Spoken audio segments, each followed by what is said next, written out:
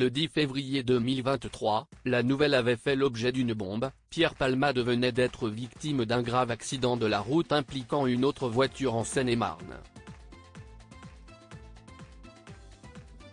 Très rapidement, on apprenait alors que l'humoriste était, en réalité, responsable de la collision avec l'autre véhicule, puisque sous l'emprise de stupéfiants au moment des faits, il avait percuté l'autre voiture de plein fouet avec 3 personnes à bord: Yuxel Yacour, le conducteur, Devrim, son fils âgé de 7 ans et Mila, une femme enceinte de plus de 6 mois qui a perdu son bébé suite au choc. Quelques heures auparavant, le comédien faisait la fête dans sa maison à Cergy-en-Bière avec plusieurs personnes. Ce mercredi 7 février, dans le documentaire Pierre Palmade La descente aux enfers, que s'est-il vraiment passé ? Diffusé sur W9, Andrea, une proche de la star, qui était présente à cette soirée, fait des révélations glaçantes. Face caméra, à visage découvert, Andrea, une ancienne escort girl, qui fréquentait Pierre Palmade depuis plusieurs années, a fait des révélations glaçantes sur la soirée avant le drame. On s'installe, on se pose, on prépare les doses.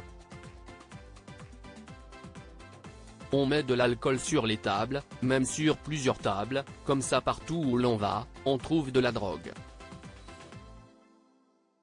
Dans toutes les pièces.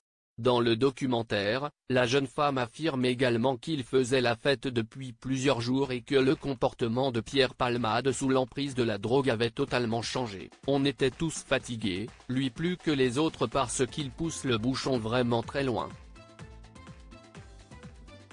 À la fin, ce n'était plus Pierre, il devenait fou.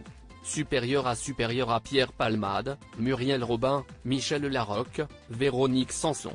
Les femmes de sa vieille affaire Pierre Palmade, la colère de la passagère qui a perdu son enfant alors que Pierre Palmade vit aujourd'hui à Bordeaux et tente de se reconstruire. Ce terrible accident a changé à jamais la vie de la famille qui se trouvait dans l'autre véhicule. Le petit garçon de 7 ans garde de lourdes séquelles, tout comme son père, qui était au volant. De son côté, Mila, la femme enceinte qui a perdu son bébé suite au choc, est incapable de reprendre sa vie d'avant, comme le rapportait Closer, le 2 février dernier. Mila est envahie d'une tristesse infinie et ne parvient pas à se remettre du traumatisme. Le jeune femme de 29 ans est encore très animée par la colère, et déclare que Pierre Palmade a tué sa fille.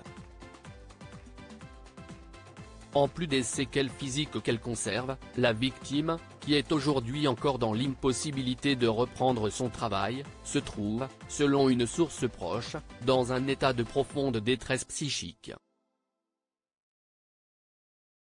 Le documentaire Pierre Palmade La descente aux enfers, que s'est-il vraiment passé ? Sera diffusé ce mercredi 7 février dès 21h05, sur W9. Crédit photo, capture d'écran W9.